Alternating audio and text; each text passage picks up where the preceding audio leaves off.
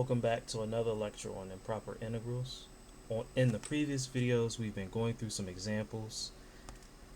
The first example that we went through was 1 over x squared dx. And another example that we went through with a negative infinity at the lower limit, e to the x dx. And we were able to figure out what those integrals limits in the antiderivative were. What I wanted to do today was to talk about convergent and divergent integrals, because these two definitions are really important for explaining the behavior of the function once we find its antiderivative and evaluating it. I didn't explain in the previous videos. It's much easier to visualize while giving the definition of converging and diverging integrals. But if I was to draw out the function for 1 over x squared,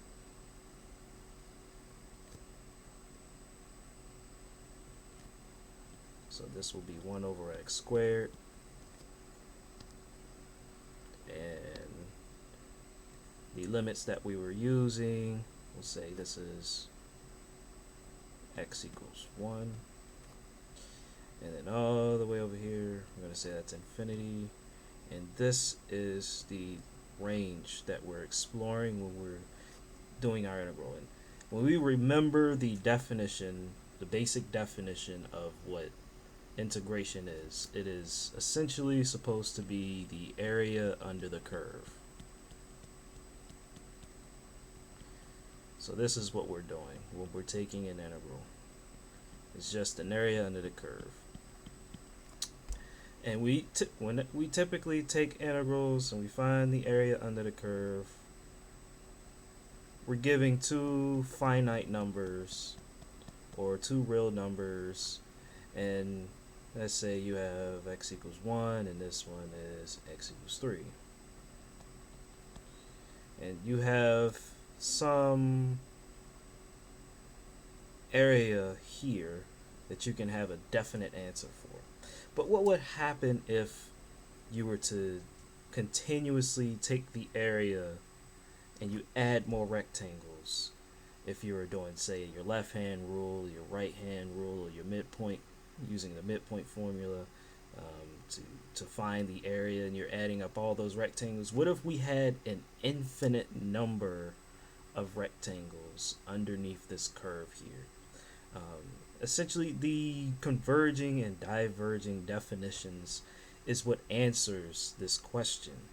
And so when we took the limit of, let me switch to, let's use blue again. And when we took the limit of 1 over x squared, this is going to be from 1 to t, we found that that integral was equal to 1.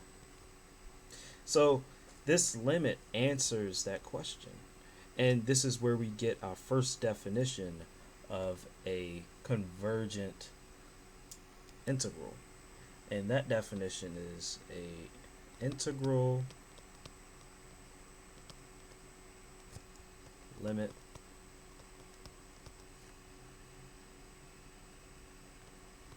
that approaches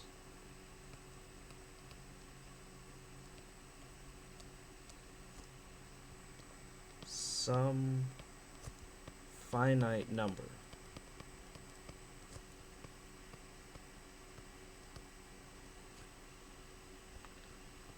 or 0. So I'll repeat, a convergent integral is an integral limit that approaches some finite number or 0.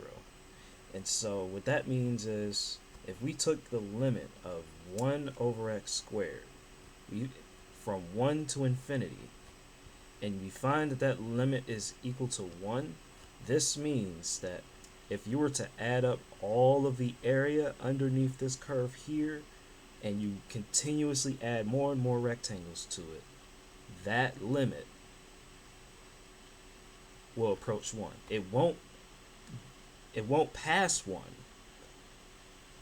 The limit will continuously be less than 1. It'll get really, really, really close. The more rectangles you add, the more you add onto it. But it will never, ever go past 1. The other example that we used, and I'm going to use green for this one. I think we had enough green. Let's use, actually, I should draw the function for this one as well, so you can get you can visualize it like you did for the last one. So the other integral that we did was for e to the x. So let's go with pink. And I draw that. You have an e to the x here. And that limit was from a negative infinity to a 1. So we'll say here, this is 1, x equals 1, and negative infinity is all the way here. And so the area under this curve would be from 1 to negative infinity. And so if we were to add up all the rectangles under that curve, what do we find? That would just be the limit that we took in the last example. So from, actually it was let me just rewrite the limit itself.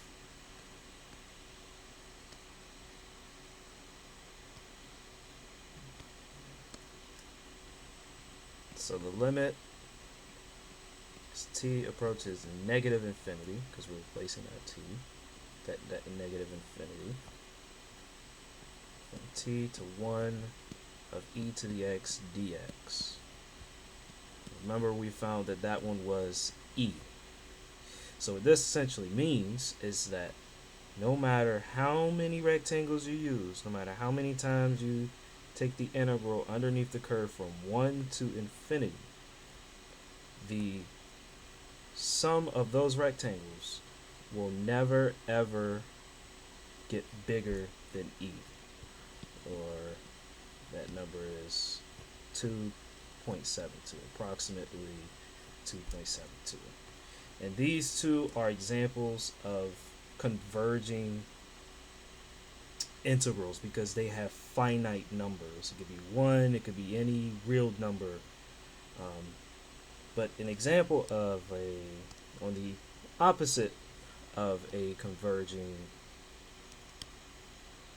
integral is a diverging integral. And the definition of that is a integral limit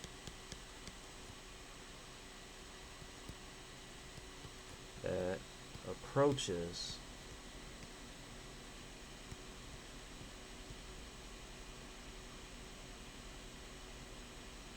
either positive or negative infinity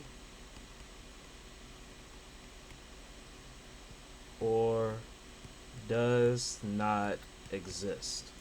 So a diverging integral I would consider to be the complete polar opposite. It's not a finite number. Its limit either doesn't exist or it approaches a positive or negative infinity.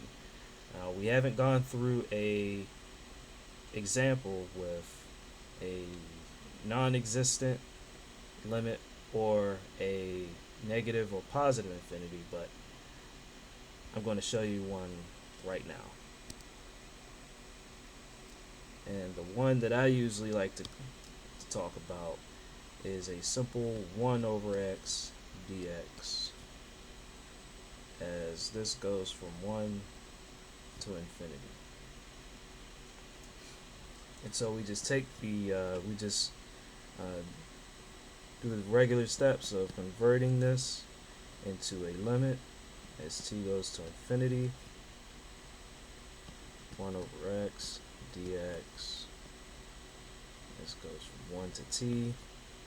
And now we take the antiderivative, and if you remember, 1 over x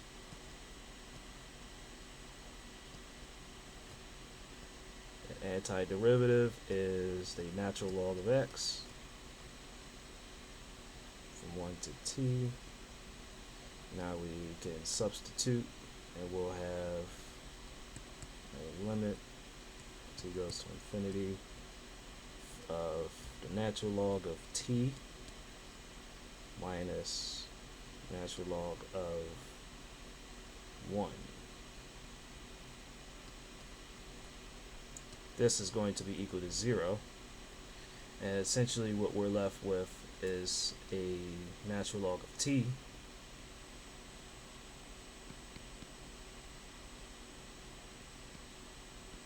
approaches infinity.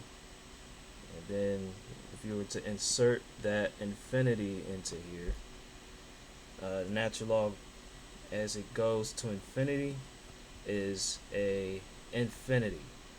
So that tells you, if I was to draw out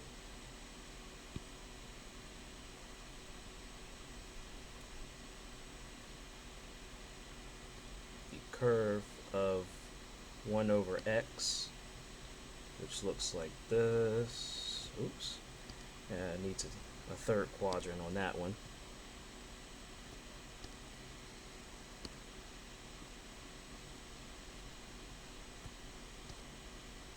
We use green again to show the boundaries. So this would be 1. All the way over here would be infinity. And so we have all of this area here. And essentially what that says is from 1 to infinity, this area will approach infinity. So this means that the area will continuously just get bigger and bigger and bigger and bigger. That's what a diverging integral means, is that the area continuously gets larger. Whereas if we have something like our curves up here, 1 over x squared and a e to the x, the areas will continuously get larger, but it's ultimately will not pass the limit that we find, which was 1 for 1 over x squared and 2.72 for e to the x.